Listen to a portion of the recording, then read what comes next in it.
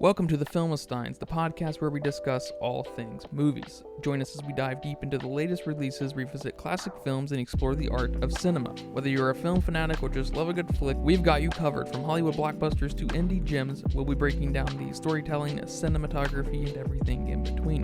So grab some popcorn, sit back, and get ready for some cinematic magic. If you like what you hear, please consider subscribing to our Patreon at patreon.com/filmistines. We offer tiers at the $1, $5, and $20 level, where the $20 tier grants the ability to request films for future episodes. This is the Filmistines, where movies are more than just entertainment, they're an experience.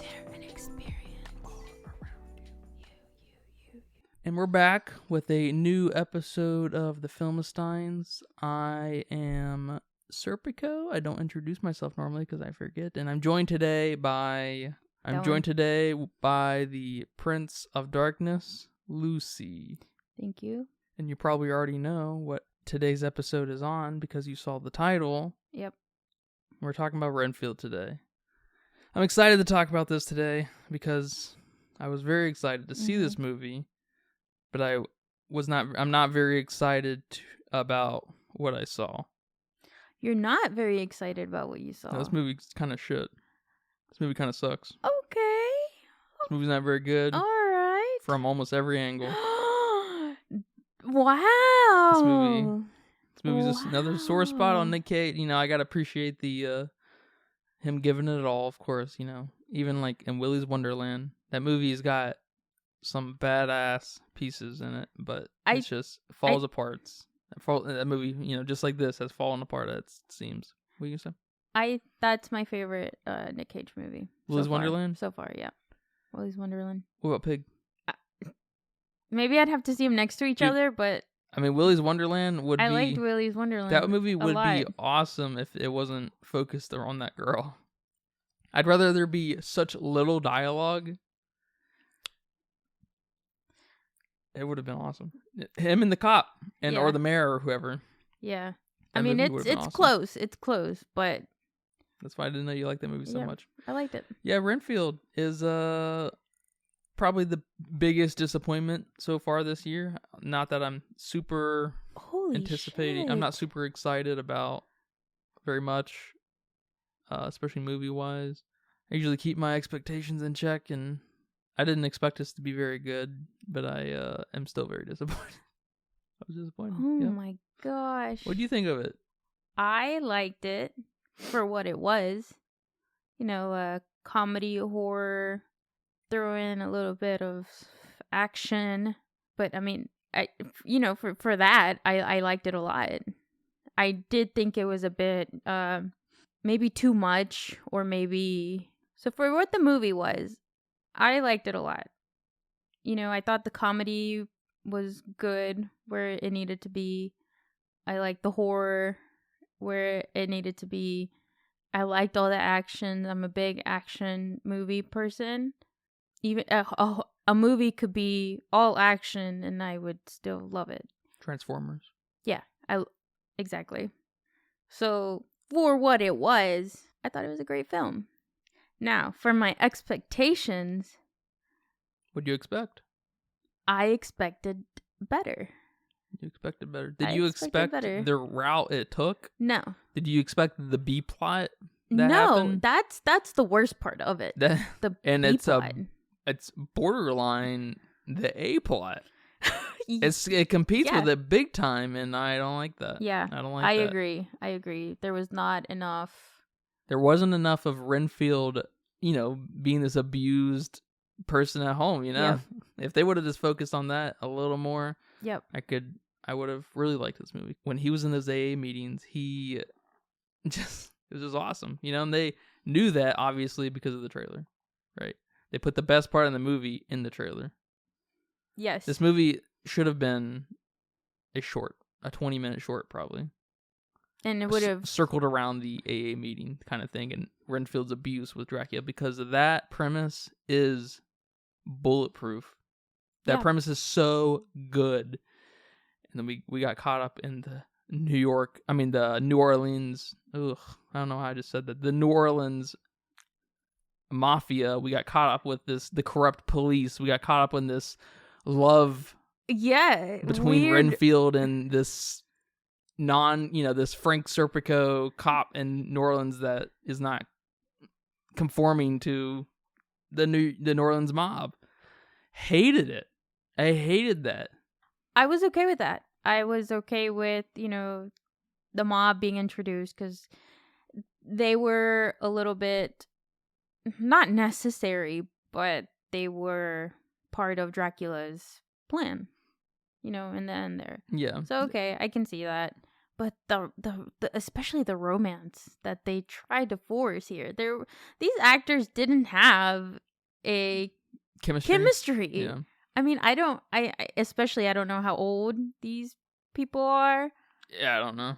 But I just feel like it just wasn't clicking. And part of me is like, okay, is that like a whole deal where, he's a codependent? So here's this girl that stood up for herself and he's just going to latch onto that. Like, is this what this is? Is this what I'm supposed to be getting from this? Because I can see it, but it's not obvious and it's not flowing like it should be if that's what you're trying to get me to believe here. And the romance was the worst for me. Yeah, well and said. then, I mean, what? Her dad? Like, Mm-hmm. what are you trying to tell me now? I don't care. I don't care about her dad. I don't care she don't talk to her sister. I don't care. What? You know what I'm saying? Like, those were, especially the sister point, that's one of those bad MacGuffins, That's when you call that MacGuffin out and call it a MacGuffin, that kind of shit. They place this little pawn here to, like, help make a coherent story, and it just, you're not fooling anyone. Like, I don't... Yeah, I mean, okay, you need the sister to bring her back with Dracula's blood. You didn't need that. You could have used anything. You could have used anybody in that. You already used it with Renfield when she cut his toe and he's bleeding on top of him when they're up in the air. And she, like, stabs his foot and Dracula's toe starts bleeding on top of Renfield. You already used the blood bit. Why do we need the sister? Renfield's already going to try to save whoever he needs to save. Okay, I guess it moved it along in a bit, but it was unnecessary. Yeah. It was pointless. So are you going to say that the highs were just so high that it kind of balances out for an enjoyable time? For me, yes. Yeah. Yeah. What was your favorite scene or favorite part?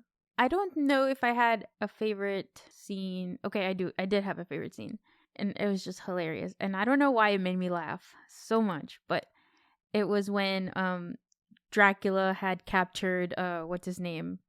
Ted Lobo, the son of the mafia lady. And they were in his lair and he's like, "Who sent you? The church." Oh, that was funny. That was hilarious. Funny. Yeah. I think that was my favorite part. Yeah. But well, I will say everything that come out of Nic Cage's mouth is gold. Yes, agreed. And a lot of what Nicholas Hoult has to say, like I said, Nicholas Holt's character, Renfield, a lot of what he has to say is really good too, especially at the AA meeting, especially in front of Dracula, Mm-hmm. That B-plot almost, I don't even know if I can call it a B-plot, because it's just, it became the main ordeal pretty much. It's what inspired Renfield. Yeah. And then we had this almost tertiary kind of C-plot with Dracula hooking up with the New Orleans mob. Oh, yeah. It's yeah. Like, oh my god, it's so messy. Yeah, yes. Like the gore. It was like chaotic. Yeah, and I mean that makes me want to talk about the editing. The editing in this movie sucked. Well, before we talk about the editing, to kind of piggy off of what you said, Dracula was like the best part. I mean, his costume, his performance, and most of his performances were with Renfield, and both of them together, it was awesome. Yep. They had interesting chemistry. They had something, they were good. Yeah. They were good together. Yeah, they really were. And Dracula's costume, I thought that was awesome. Yeah, and his makeup, Nic Cage looks awesome as Dracula. I loved how throughout the movie he, like, he's supposed to be healing from this, like, bad incident. I love. He's like, he's this decrepit old thing, and just not in his prime. I love that. I love that. But I love how they are healing him with every scene, even though we get so little of him. Every scene we get him in, that's good storytelling. His face is healing, like physically his face is healing. Yeah, I and love I'm that like, they're oh in my a God. hospital too, an abandoned hospital. Yeah. It's good stuff. It's good storytelling. That's undeniably very excellent texture building or world building and storytelling. And my favorite mise-en-scène or whatever kind of ordeal would be, in his lair with all the blood bags hooked up. It's just like, it's awesome. Yes, it's awesome. I was going to talk about, some of these sets and how awesome some of these sets were. And that's probably one of my favorites. One of my favorite throne chairs kind of thing going on there. I mean, I've never seen anything like it, and it was so cool seeing all those blood transfusion bags just hanging there. Yeah. And I think my second favorite chair ever is the one from, oh my God, what's it called? Crimes of the Future. Crimes of the Future. Yeah, that's your favorite chair. That's my favorite chair. These two are great chairs. I don't know. I loved it. Cinematic universe of chairs. that room reminded me of something in Dr. Satan's lab in House of a Thousand Corpses. Okay. So just really like absurd and out there, just that was awesome. That was so metal. Yes. The lighting was great, color correction, everything. Almost everything that have to do with Dracula is awesome in this movie, and I just wish we could have gotten more of Renfield and Dracula. Yeah. And less of Renfield and his love interest. I mean, if the movie completely focused around Renfield's codependency problem, that would have been sick. Yes. That would have been sick. They could kind of have this absurdist element still and be funny, but just completely around that. No love interest. We're dealing with someone who's completely damaged to the healing. core. Yes, he's healing. And maybe we could have that duality happening where he's healing and he's also healing Dracula. Good storytelling, having these both people healing. And maybe he...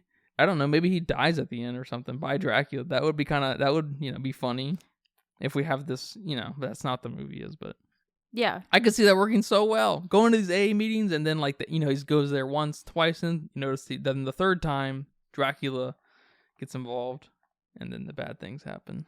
Which is what the trailer I guess that's probably my favorite scene. That's probably my favorite scene is that one. The AA meeting and the time Dracula walks in or gets invited in. He got invited in. It's awesome. I love that. It's awesome. And then I love that Renfield had that mat outside of his apartment said, "Welcome, come on in." It's just it can be even a written invitation. He's just waiting Dracula's just waiting in the kitchen. That's awesome. Yeah. That's awesome. Yeah. Him sitting there in that room is just great.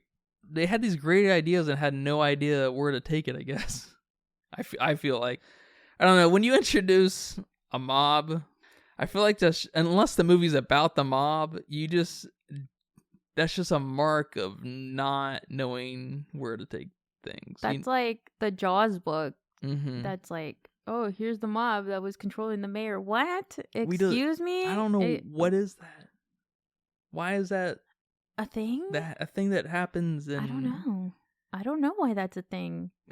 I mean, I get they didn't want to make a short film, which maybe that part of the problem. Why not? Yeah, maybe we need to destigmatize short films into being, highly appreciated. Because I feel like they are kind of... Yeah. No one watches short films except people who go to the Cannes Festival and is on YouTube a lot or something. But yeah, I mean, they could have taken the codependency, narcissistic thing...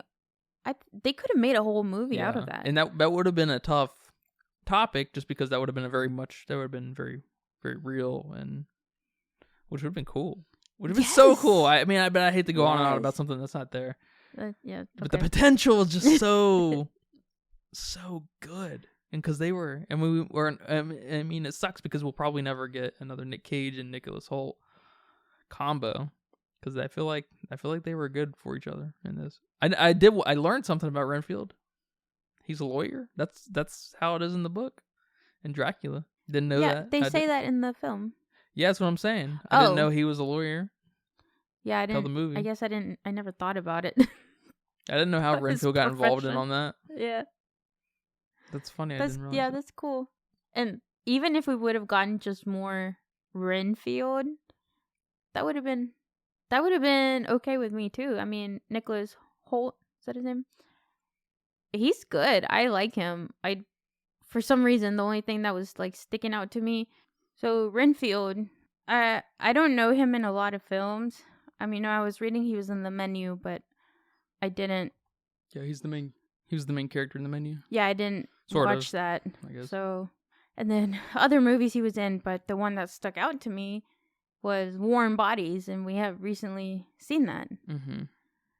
And another undead character. Yeah, another undead character, and I'm like, oh my gosh, like he's almost meant to play that because he's so, he's got a vulnerability kind of look, and I think he played that shyness and that kind of character really well in Renfield. So even just getting more of him by himself would have been great. Yeah. Of course, the scenes with Dracula were, we've said it a million times, the best. But I think he had a great performance too. Yeah, I like where Nicholas Holt is going with these semi-experimental kind of films. Yeah. So I wouldn't classify this as, your regular horror comedy schlock. It definitely tries to be what it is. It just, I think, gets a little messy with its storytelling. Yeah. I think performances are fine. I think the writing itself is really good in some places and fine in other places, but it's just like, I just feel like the vision here was a little maybe either forced or just not. The people in charge just didn't understand exactly what they had, like, in the bottle. They had some lightning in the bottle here. They really did. And it feels like there's such a little priority in the codependency thing that it feels like they didn't understand exactly what they had here. You know what I'm saying? Yeah, I agree with you. I think they didn't know the potential that this film could have been. I think they were too focused on some of the silliness and some of the gore. How can we get as much gore and blood out there as possible? And some of it's fun, but it's so overdone that the gore is so overdone that it's just not even. It's not like Saw. Saw, like, there's like a kind of an anticipation kind of thing there, where they're playing the game, and they explode in a almost funny kind of way in Saw. I think this gore was just, it was silly. It was silly. I think gore, when I think gore in gory films, I want to be, I don't want to be grossed out per se, which I don't get grossed out by gore, so I don't know if that would ever be possible. But I don't know. I want to see kind of the realism in it. And this gore was just, it was super silly. I mean, he snapped off two bodyguards' hands and started, like, karate chopping with these hands. And then it went a little far there. Yeah. And I kind of like that silliness. Yeah, you do? Yeah. I mean, it wasn't the film to be, Saw gore. It was the film to be stupid, silly. Yeah, they owned that. Didn't match, the Dracula story we wanted. But I was okay with it. I liked it. Yeah, they definitely owned a lot of the angles they took here. I mean, they owned all the angles except the codependency. They actually they owned the love affair. They owned, Dracula's world domination, or what would become kind of the world domination. I mean, yeah, they owned all the stupid, silly little things, like that guy getting splashed in the face with cocaine. And that joke he made about, get me a number 3 because I'm about to order a number 2, like whatever joke that was when he had to go take a poop. Yeah. That was funny. And I mean, there were a lot of silly things that I liked that just they kept throughout the whole film. So I appreciate that. Yeah, it's good. I'm glad you like this. Like even the narcissistic book that had that sticker that it was handed out by that church, and Dracula sees it. He's like, "What? That's awesome. The church? That's so good. And that's, yeah, and that's on such another fucking level than, the order in number 3 because the toilet disordered in number 2. yeah, But we can, you can have a balance of that too. But it just, when you watch this, man, there's just every 5 minutes in between, there's just 30 seconds of just so much potential. I feel like, yes. it's like just, we watched 25 minutes of awesome, great film, and then the rest was just like, comedy horror, and not your classic kind of comedy horror, it but reminds me of so much of Willy's Wonderland, man. just your entertainment. I mean, Yeah. It is what it is. Yeah. And it's so sad, but it is what it is. Yeah. I was not a fan of probably 80-85% of it. That's about how much was the two about, like, that's about how much it was split off between Dracula, Renfield, cool, awesome film, versus Renfield, what's her name? Rebecca, love, mafia, action movie. It's like 2 movies in one. Sort of, yeah. Sort of. It reminded me also of, I don't know why, of Bad Boys 3. Does Bad Boys 3 take place in New Orleans? I don't know. You don't remember? I don't remember. Apparently Nic Cage shaved his teeth down to get those Dracula dentures to fit. He took one for the team permanently for this movie. Wow.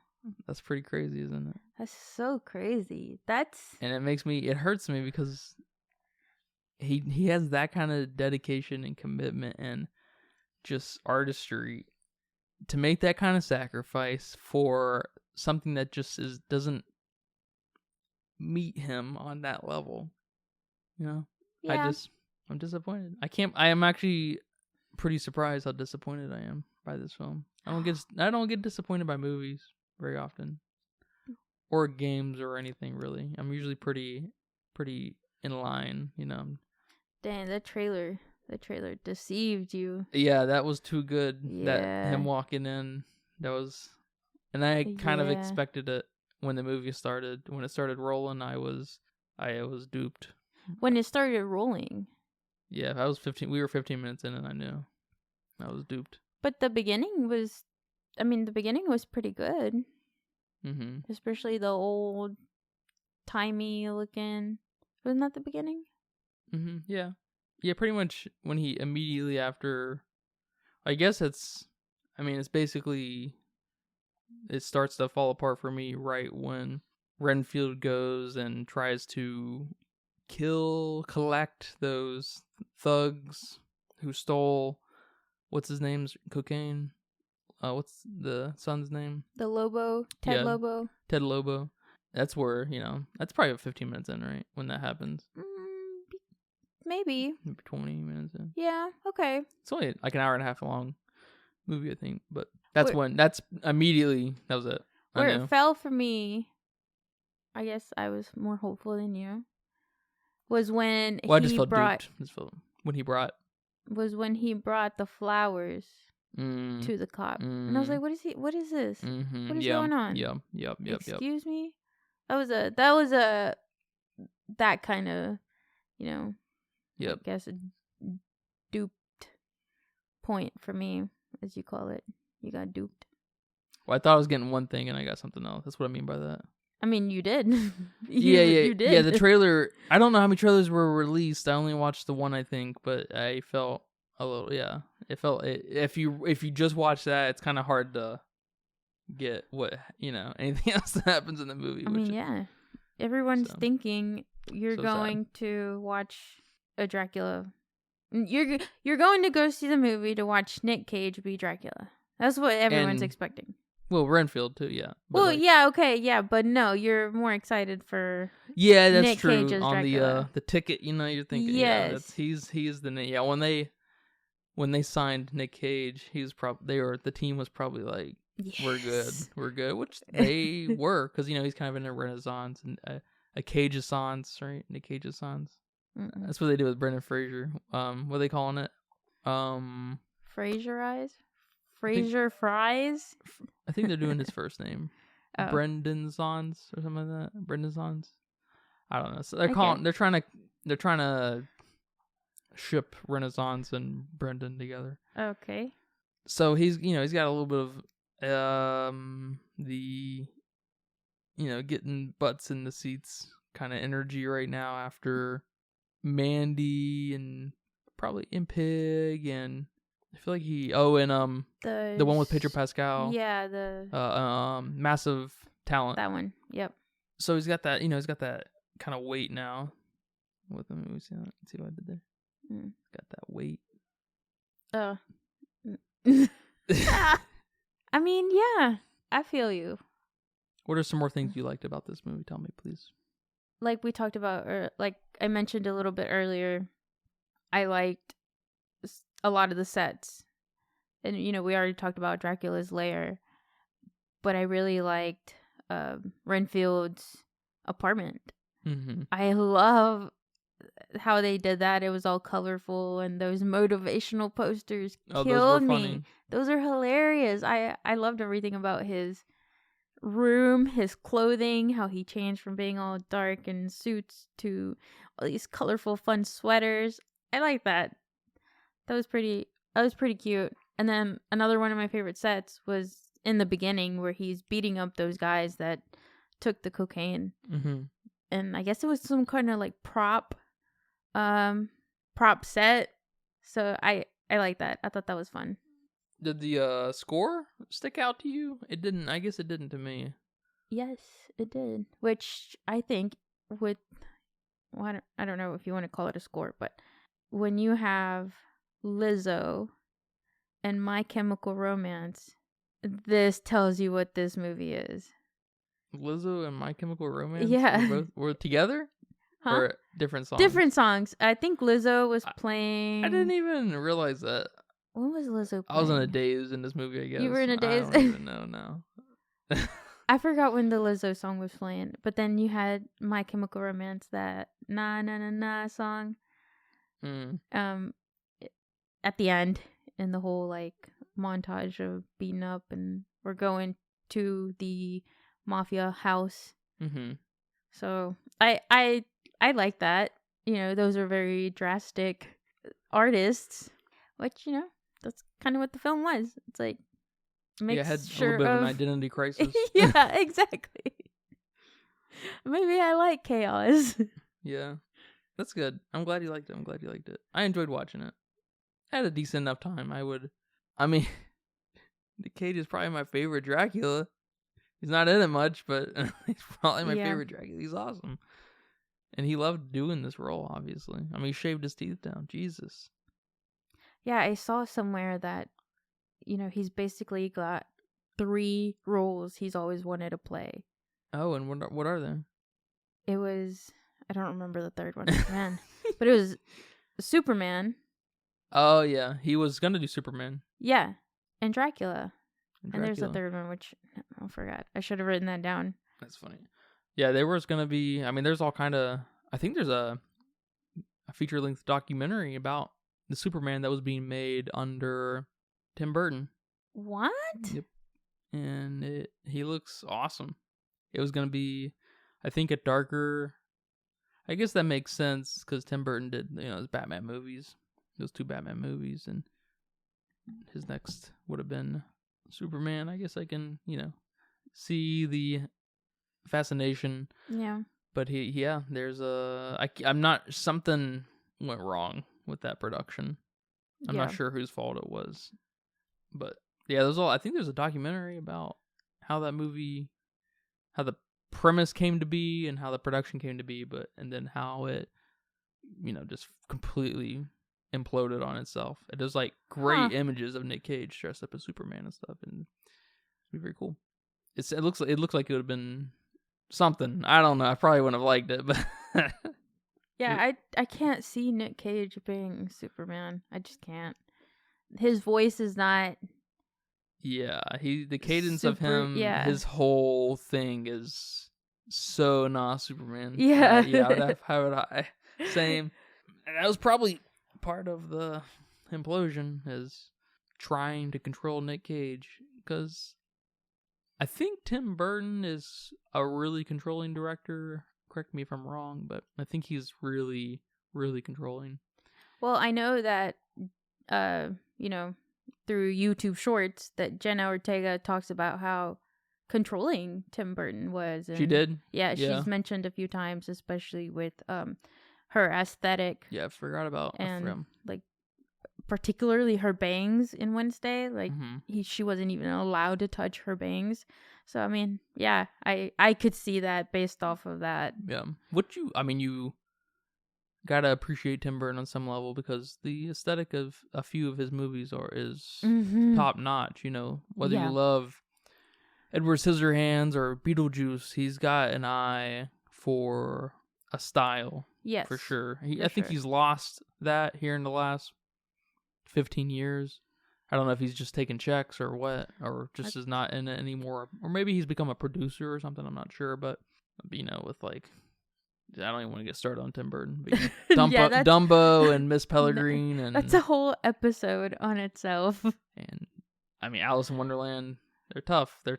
His best of his second half of films is probably Charlie and the Chocolate Factory, which is actually pretty good, but yeah, it's also a copy and paste kind of movie, just kind of on the slant of Johnny Depp's, or Willy Wonka's kind of psychoticness instead, or never experiencing kind of childhood angle, I guess. Yeah, that's a. I'm super excited for the Wonka movie though. Oh, me too. Me too. Can't wait for that. Isn't that in December? Oh my god. Yeah. I don't know. Got a while. I'm super excited for that. Yeah, and then I saw an interview with Nic Cage, and it was really short. There's not a lot out there on Renfield, but I saw an interview with Nick and Nick, and I think they have really good chemistry together. That's good. So they should have made more scenes. I've heard Nic Cage is like, he brings something out in people. I've heard other people say that. Yeah. He just has an energy, which I feel like I could see, because he's a wild card, but he's apparently really cool. Yeah, Nicholas Hoult was talking about how he couldn't wait, because the interviewer asked if there were any days that they saw on their schedule that they were like super excited for, or like not so excited for, or whatever, maybe a tiring day or something. And Nicholas Hoult talked about how the scenes with Nic Cage, he was like, it just brings something out of you. Yeah, acting with someone like him. Yeah, love or hate him. He's a lot like Jim Carrey in that way. Love or hate him, man. He's sort of a typecasted actor, because he works on his own level, and he's kind of a similar character in a lot of his stuff, because he's got the same cadence, because he's unabashedly himself, which is its own philosophical discussion about acting. But man, working with that, puts a well appreciated fire under your ass. Yes. Even the guy who plays Ted Lobo, doesn't have very many scenes with him. Yeah, or movies probably. He didn't look like, I don't know if he's in much. Yeah, I didn't look into that, but he was just so amazed by Nic Cage, and he was like, "Wow!" He's like, I am so lucky I got to experience. That's cool that people are seeing that, because he went through a little phase, probably for like 15 years, that he just was a meme. Mm-hmm. Which I hate, because you gotta see the right Nic Cage movie. He's got a lot of not very good movies, because he approaches filmmaking from the angle of the old tradition, where you are in just as much as possible, because it's not something you make millions of dollars off. It's a career, and you work towards it, and you provide a lot of pieces for your audience to enjoy. Yeah. That's why all of his favorite artists and directors are from the 50s and 60s, because they have, they were in 50, 60, 70 movies. And he has this endless catalog to study and devour and chew on for his whole life. And so that's why he's in a lot of direct DVD movies, actually. It's because he wants to provide that for his fans, because, that's, from his point of view, that's what he thinks an actor and an artist of his profession should be doing. Yeah.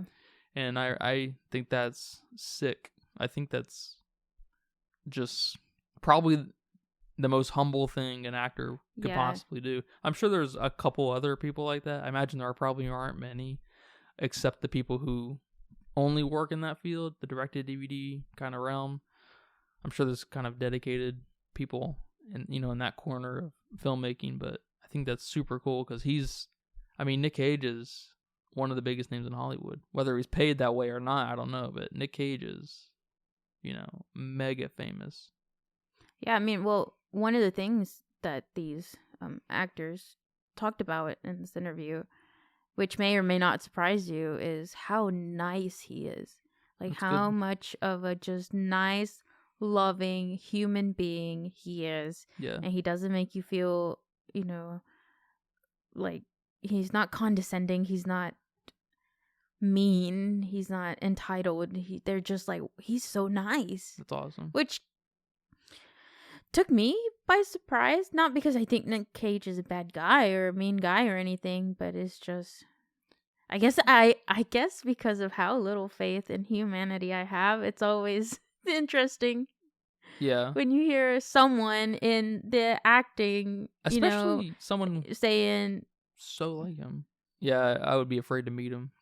How people say, like, you don't want to meet your heroes because it might take away the mysticism and stuff. I've You've heard that. You've heard that, like, there's some don't, saying there. I've met a few people, and it does. I met I don't. This might be bad, but I don't have heroes. I don't have. Yeah, that's not good. That's not good. You need to work on that. Yeah, no. Yeah, I haven't met anyone enough. I met Nick Yorling. He's a ceramics guy. He's one of my dudes, and people are people. He in a funny way, his chillness just took away his magic. So it goes both ways, I guess. Because if he was a dickhead, that would have had an impression too. But, yeah. Because it humanizes him when you see him and you meet him. So I think that alone just kind of destroys some of the mystique of some people. I think because I think that's why I'm not able to get there with heroes or whatever. Like, you're people too. Come on. Yeah. But I guess it's just, some people are just undeniably, kind of once in a generation kind of genius. Yeah, there's not to say I don't appreciate a lot of people. I've told you about some of my favorite teachers, or teachers who've had an influence on my life or whatever, my career, my education. So it's not a lack of appreciation or love, even. Yeah, but in that interview, they asked Nic Cage, what movie would you tell the audience to watch? Nicholas Holt's movies that he's been in. Oh, okay. Like, kind of took it that way. And he said The Menu. And then he goes on to say how The Menu was the best movie he had seen all year. Oh. So I thought that was interesting. That's cool. And now I'm like, well, I should have stayed up and watched it, but I fell asleep. It's a slow burn movie. That's funny. That's funny. Yeah. The Menu is probably in my top 5. Okay. Maybe 6 or 7. Top 6 or 7. I think I'd had to think about it. I can tell you my top 3 right away, but beyond that, I'd had to write it out. Yeah. Yeah. Top 3 are our Banshees of Inisherin, and Everything Everywhere All at Once. And then I'd have to think about it after that, because Bones and All, great.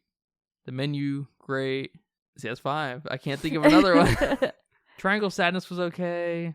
There were some parts of Triangle Sadness I liked a lot, but yeah, probably my top 5 then. That's cool. What did Nicholas Hoult say something about a Nic Cage movie? No. Oh, No, that would have been an interesting question, but no. Then the interviewer just talked about how there's this old-timey photo going around of this man from... I've seen it. Yeah, okay, and they're like, it's Nic Cage. Yeah. I'm like, I don't think it looks like him. And then it was kind of awkward because then the interviewer was like, do you agree with this? And Nic Cage kind of was like, I mean, no, not really. And then he talks to Nicholas Hoult. He's like, what do you think? Is he the real Dracula? And Nick Holt's just like awkwardly laughing. He's like, That's weird as fuck. Who interviewed? And then what yeah, I don't know. So YouTube interview. That's fucking weird. And then Nicholas Hoult was wearing a red suit, and Nic Cage is like, well, he's the one wearing the red. You know, he's the one dressed up as blood over here. So it was funny. It was just so cringy. Yeah. Like, what kind of... He was just like, what are you asking me? Yeah, these interview guys, man. They can be tough in their bad way. He seemed nervous, so I didn't feel too bad. Yeah, that's a funny thing, because... I'd be nervous interviewing Nicolas Cage and Nicholas Hoult. You gotta ask the right questions. Yeah. Those questions are tough, too. He's so, like, you know... Yeah, he's a great actor, and he seems sophisticated in a lot of these things. Other than buying his castles. He just bought a castle a few months ago. Oh my gosh. Or a year ago, whatever. Yeah, and apparently he has a raven. No, a crow. It delivers messages? I think he said a crow, not a raven. Or he said a raven, not a crow. He said one or the other. He made it like very specific that it's not the other. That's funny. So I could believe he's got a castle. He does have a castle. That's pretty cool. I'd buy a castle if I could afford one. We can't afford it, so he has to take more movie roles. Which is good, because that means we're guaranteed some more Nic Cage, That's true. He's got to pay off this castle. I wonder what's next for Nic Cage. They talked about... He had that, earlier this year, he had that Western come out that I probably will not watch. A Western? Mm-hmm, yeah. Why not? I think it's called The Old Ways. Why not? I don't know. That's a good question. Okay, so it's Nicholas Hoult that's going to be in Nosferatu. Oh, yeah. 2024. Yeah, that's going to be, I think it's the Robert Eggers movie. Yeah. Mm-hmm. Yeah. So I'm liking this route of some of these guys are going. He's kind of going that Robert Pattinson route and that Daniel Radcliffe route. Hooking up these weird... Your boy, Andrew Garfield. Yeah. I wish he and Daniel Radcliffe were a little bit more into working with serious directors. So I like both of them a lot. Yeah, Robert Pattinson, he's gonna be and get some good stuff. I hate that he's doing another Batman, but he's doing another Batman? Yeah, I think this is it. It's just this one, the first and second one. Which is if that's the case, and if that ends up being the case, I can't say it yet, right? Until he says it again and he's moving on. I guess he can always go back, but if he does just do the two, I gotta appreciate that, because it's probably hard to walk away from that money, because I'm sure he's making a lot of money doing Batman. I don't know. He's probably made enough money to last them 2 lifetimes with Twilight. Yeah, probably 10 lifetimes if he was super smart with his money. But that's true. I mean, he was into big franchises. Franchises, yeah. Yeah. 3, sort of. What's the third one? Harry Potter. No, that's the second one. What's the other one? Oh, Batman. Oh, no, that's not a large franchise. Oh, Batman's many times bigger than Twilight. No. But him as Batman. That's what I mean. Wait, what? I mean, he's just... Never mind. Wait, what? I don't know where that thought was going. Yeah, I mean, Batman's big, but I don't think it's as big as, I don't know many Batman-loving people. What? Just like 2. What? Who? You don't gotta say them. Just, relatives. Relatives. I got you. Ex-relatives. Yeah. I got you. And then it's the lame people, too, that like Batman, so maybe I'm just projecting here. That's funny. Because I feel like The lamer people like Marvel stuff, and the cooler people like Batman. Although I will say, no. If I you're mean, a maybe DC I'll walk this fan, back a little. You're a little bit more of a nerd if you're in the DC, aren't you? yes. Because You're the annoying kind of nerd. Because you're probably most likely into the comic books. Yes. And then on top of that, you have to sort through the shit and nonsense and figure out a way to appreciate these movies. You know, you got to deal, because at least Marvel, for the most part, with the exception of probably the last 2 years or so of films, they have a identity. They have a complete fleshed out identity of what these movies are, and you can't help but to appreciate that on some level. Yeah. You know, they know what they are, they deliver, or they were delivering over and over again. Yeah. Yeah, apparently, since, you know, Black Widow, I think, was the first of the shitstorm to come, and I can see that, yep. yeah, and I mean, I can only see that on the side, which is just so ironic. The CG gets worse. Like, the CG was, at points, was pretty good. Mm-hmm. Like, really good. Especially, like, some suits and stuff, and, like, Endgame and before Endgame. Yeah. There's some great filmmaking there. Are you saying something positive about Marvel? Yeah, absolutely. There's some, and then the vision connecting these, you know, the writing is probably the weakest part in Marvel, you know, because when you just gotta, it is. what? So there it is. Yeah, well, because you have to, you know, you just have to accept it's, you know, they're operating basically in a video game. There's not a lot of real world, you know, things on camera, kind of like Avatar, the recent Avatar movie. If that bothers you and you can just never get past that, it's just, you know, they're just not for you. But if you can get past that, which I can, you know, I like Avatar. Yeah. I like some of the Marvel movies enough. Like, there's a funny thing. We're getting way off topic here. Way off topic. But this is fine. All right. We're going to have an audience one day, and they're going to appreciate us, our diatribes and tangents. Yeah, that's what's going to help them decide who they like better. That's true. Thor, probably the coolest character at his core, but they never go that extra mile with his unworthiness and like him feeling unworthy, which makes him unworthy. It's just like this like cycle of, it's like this very human cycle of just imposter syndrome mixed with depression, and like just, you know, they embrace it a little bit with, you know, whatever movie, you know, they basically made him look like Lebowski from The Big Lebowski, Jeff Lebowski. Oh yeah, Endgame. Was that Endgame? Which is awesome, but they just don't take it that extra mile, which they, because of their identity, they can't. You know, they're kind of shackled to a very specific vision, which I appreciate the hell out of. But I think it'd also be cool, kind of like what they're doing with Star Wars. They're letting different directors and writers kind of have fun with the tone of the movies and shows and stuff. Mm-hmm. And I think that could work really well for Marvel. But I don't know. That's a risk. Yeah. Because then when you do the Endgame type stuff and the crossover movies, they kind of have an identity struggle. So yeah, they will. So yeah, like the Harry Potter movies.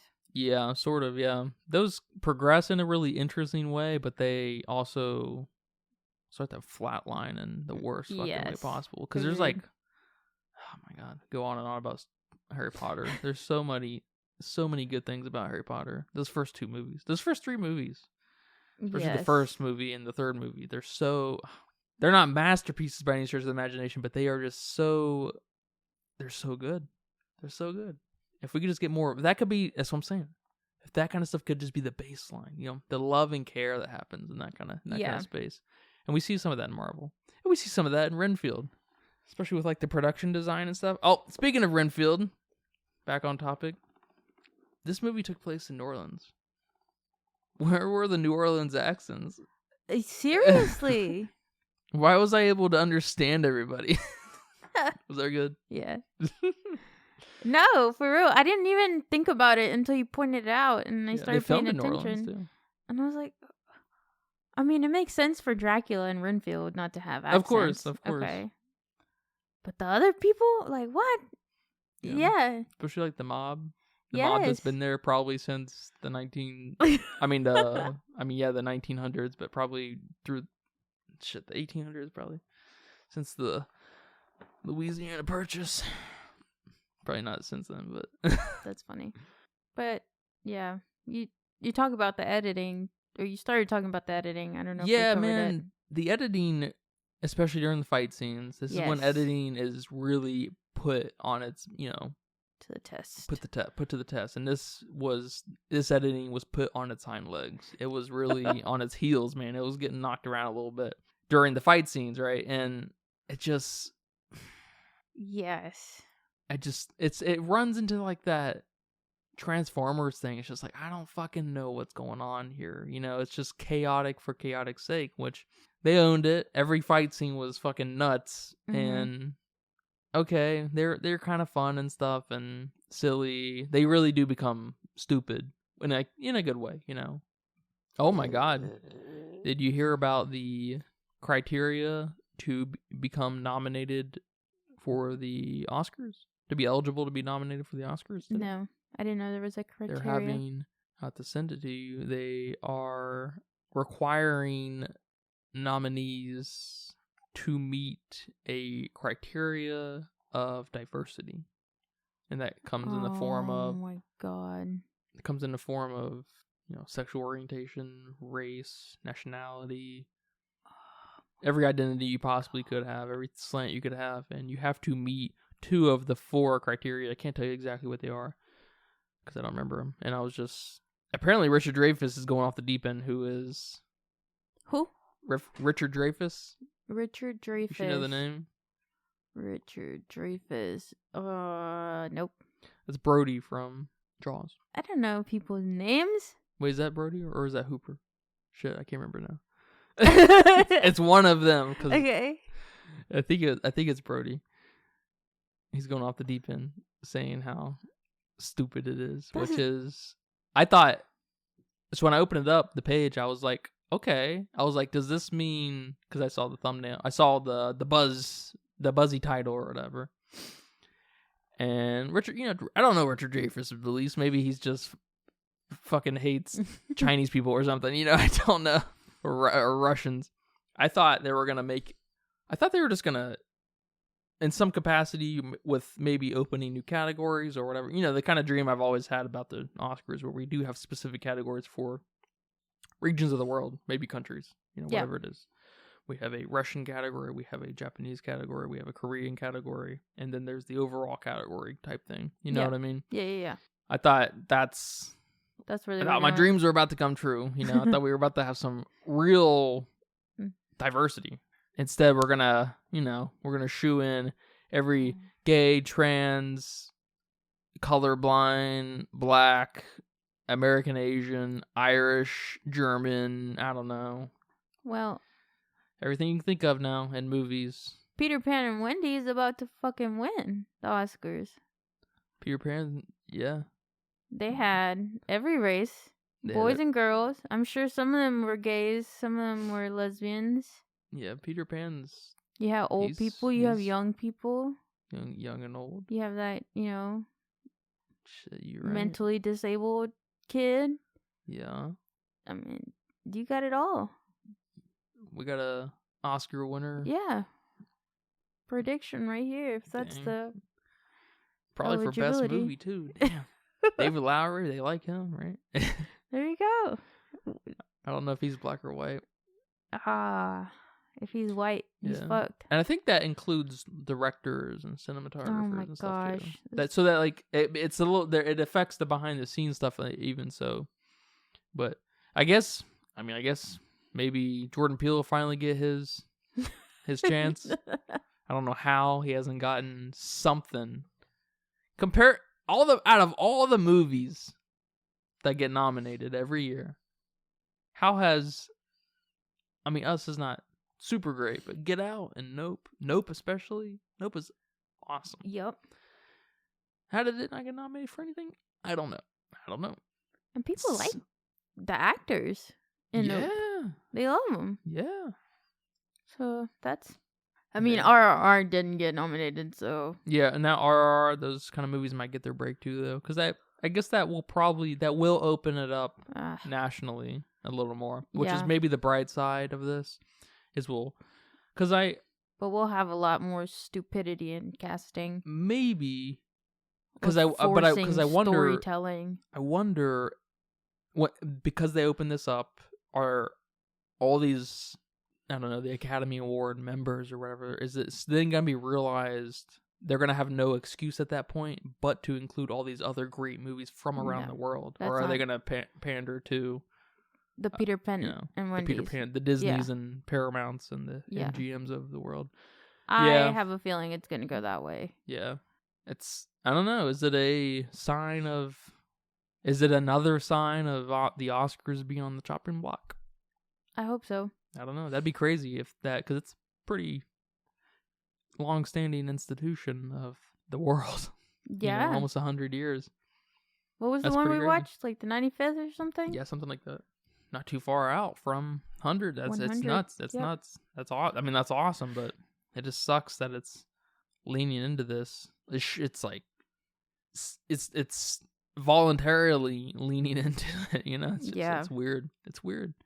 The diversity for diversity's sake, I never would have thought it actually held some water, but it's taken over in some ways. Yeah.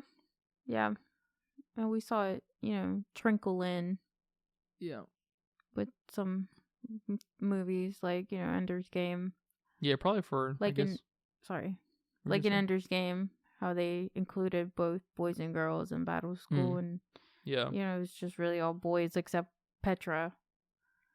So, it's always kind of been trickling in, but now I think it's going to get to the point where it's just not even part of the story or not even part of the character, or it's just going to be forced, where it just doesn't make sense to have whatever there. Yeah. Yeah, like Peter Pan. I mean, it kind of defeated. I mean, won't go back on Peter Pan. Yeah. Good. Well, thank you for watching Renfield with me. I enjoyed Renfield.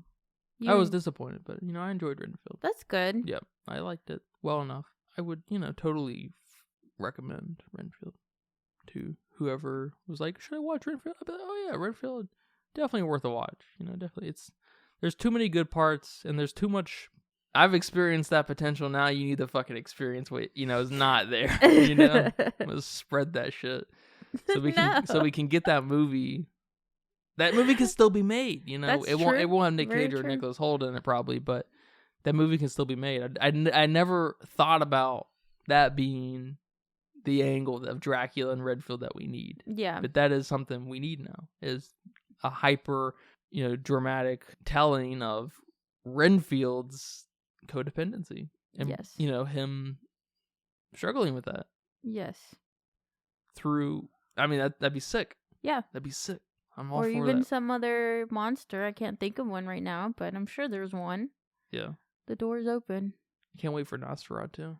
Robert Egger, that's definitely my most anticipated movie next year. I can already tell you right now. Next year. Wow. I know, right? Shit. Nosferatu. Yeah, I think his movie after that's called The Night. Whose movie? Robert Egger. His movie after Nosferatu. Yeah. Okay. And that's going to complete the Northeastern trilogy. Or what's he calling it? Yeah, The Witch, The Northman, and The Night. That's a trilogy of movies that are unrelated to each other, but there's a kind of an overarching theme there that he's thought about. I can't remember though. Okay. Looking forward to that. Nosferatu. Is he gonna be Nosferatu? Probably not. Who? We need an older guy for that. Nicholas Hoult. I who don't needs to be know. Nosferatu? Yeah. I'll tell you right now. Who? William Dafoe. Oh, William Dafoe is in it. Yeah, he is in it. It says here that Bill Skarsgård's gonna be the Nosferatu character. Who is that? He played Pennywise. Oh, I like that. I like that. Yeah. Anna Taylor-Joy is apparently involved. I don't know about that. He likes her. He's in the She's in the Northman, his movie. She's also in The Witch, his movie. He likes her. Yeah, his name's Count Orlok, the Nosferatu guy. Oh, that's why I skipped over him. That's funny. Yeah, and then Professor Alla, whatever. Yeah, that's William Dafoe. Willem Dafoe, that's what's up. You have any final thoughts? Any more good things to tell me about this movie? I kind of just complained about it. Yeah, I mean, like I said, I liked it. It was entertaining. I did see its potential, and I'm kind of sad too that the potential wasn't grasped as it should have. You just made me think. This is one of the things I struggle with. I can't just be entertained, full stop. Yeah. Yeah. I feel so sorry that you can't just be entertained. And I'm so sorry you also can't be scared. Oh, man. I'd much rather have the ability to be scared by movies and stuff than entertainment. To be entertained, yeah. I wish. Oh, my God, that'd be awesome if I could get that back. There was a time. It's been when you were like 4. It's been many years, yeah. And I still can't go to the bathroom by myself when I watch a scary movie. Envious. I'm so envious. But I liked it. It was fun. It's good. Yes, miss out on the potential, but it was still fun. It was still that comedic horror. Kinda, like you said, it was not exactly.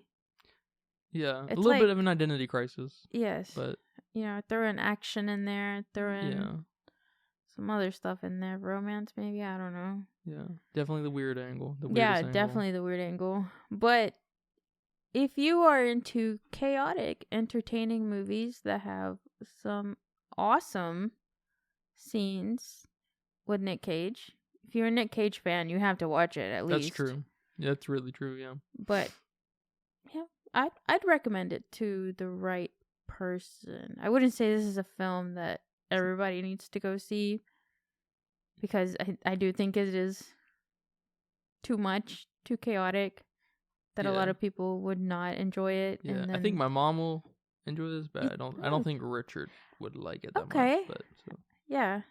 But, I mean, overall, I don't know what score I'd give it, honestly. I'd have to think about the score. Yeah, it lives in a 1.5 area for me. It makes me feel very similar to, like, Uncharted, There's, like, a lot of fun to have. It was better than Uncharted. Better than Uncharted? Yes. So... Yeah, I think the highs in this were much, much, much higher than Uncharted. Yeah, and maybe then the that's lows why. were probably similar, so it feels better than Uncharted. Yeah. It's hard to beat a Dracula Nic Cage. Who would have thought that was just a match made in heaven, man, or in hell, I should say. I mean, dude's already got his teeth shaven down, so someone needs to give him some another opportunity here. You know what I'm saying? As Dracula. As Dracula, yeah. That'd be awesome if he played another Dracula. That's all I'm saying. Stuff. No one would be mad. No. So that's that. I feel like if anyone would do that, Nic Cage would do that. Yep. Did you find the other role that he wants to do? No, I'm gonna try to find it. Okay. And maybe mention it next. And that's a wrap for today's episode of the Filmistines. Thanks for tuning in and joining us on our cinematic journey. We hope you enjoyed our discussion and gained some new insights and perspectives on the world of movies. Don't forget to subscribe to our podcast on your favorite platform, especially Patreon at patreon.com/Filmistines. And follow us on social media for more film-related content. We love hearing from our listeners, so if you have any feedback, suggestions, movie recommendations, or book recommendations, please feel free to reach out to us. Until next time, keep watching and keep loving the magic of movies. This is the Filmistines signing off.